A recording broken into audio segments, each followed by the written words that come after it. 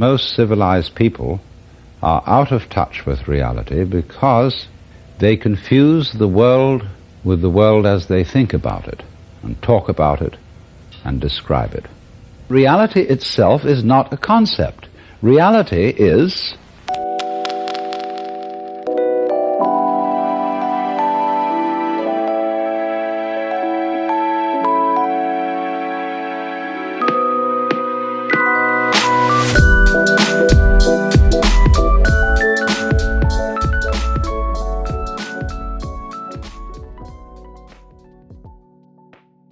This video will save you more than 5 weeks of your time this year from being wasted on your phone. And the reason I know why this is happening is I just recently saw a study, a statistic that said 2 hours, average person spends 2 hours and 24 minutes per day, every day, staring at this thing. So if we do quick math, 2 hours, 24 minutes, that's 144 minutes. Extrapolate that to a week, that is 1,008 minutes per week of your time. Just in a month, that's 67.2 hours of your time, and in a year, that's 36 and a half fucking days. You're spending more than a freaking month on your phone. But I don't know about you, but more than a month is just way too much to be scrolling and doing something that doesn't add really value in your life. Let's look at Herbert Simon's quote about decision making and the digital chaos that we call life. In an information-rich world, a wealth of information means a dearth of something else, a scarcity of whatever it is that information consumes. What information consumes is rather obvious. It consumes the attention of its recipients. We're living in the attention economy right now. So that is the most valuable thing. Your time and your attention towards whatever you put that to is super, super important. And we're bombarded with notifications and information in the day and age that we live in. It's kind of like trying to find a needle in a haystack, but you're riding a roller coaster and you're blindfolded trying to find that needle. It's crazy. It's less about the information, getting the information. It's more about the correct information, the relevant information, and figuring out how to apply it amidst the whole distractions that surround us. And you may have heard that it takes 10,000 hours to master a skill, but I'm just inviting you to think, if you just spent 10% of that time working on, let's say, a language, developing it, you would become mid-proficient in that language. This is just an example. You can imagine the same for arts, for sports, for music, and better yet, like high in demand, high paying skills like coding or content related skills like editing or paid media. These are very high demand skills. So you could get proficient in these things and start making money. So here are some changes to devices that we can make to make it less appealing for us and more appealing for us to spend time on the things that are really valuable for us. So I'm telling you that these changes will make you more aware of the time being sucked away from you through these screens, these black mirrors. And you might be thinking that you don't really spend that much time on your phone, but I encourage you, I invite you to look at your digital well-being app. You might be surprised.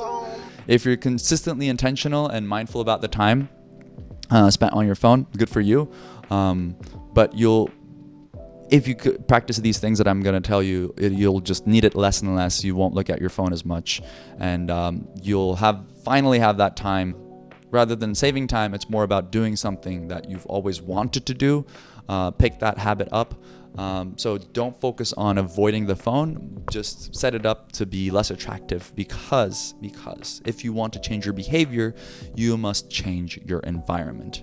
And the better designed your environment, the less conscious effort and energy it will take to get in the habit of doing the thing that you want to do. So here are some changes that you can make to your phone that will significantly reduce the time spent on it. First is turn on the silent mode. Do not disturb. This is a very simple step. iPhones have like a little, so you just turn on the silent mode and you don't get any unnecessary blips or notifications and stuff like that. So we don't you don't need your phone when you're trying to focus and give your attention to something. And if that thing requires presence, you don't need a phone to just be like, hey, did you check out this new piece of clothes? Oh, do you want some money from your bank? Okay. Number 2 is to delete all time consuming apps. Now, this is going to be the most difficult and hard one for most. I'm guessing there will be apps like Instagram, TikTok, YouTube, Snapchat that most people spend like hours and hours. This step is the most important of all steps. So if you just do one step, let it be this one, because this will help you significantly lower the time that is spent on your phone.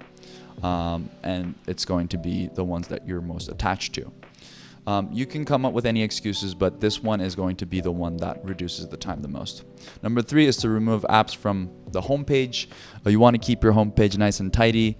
If you have only 4 apps on your phone, it's just very hard to look for other apps to get distracted on. So anything that looks problematic, delete it from your homepage. I think I only have like a calendar, freaking calculator, just phone calling app and camera, right?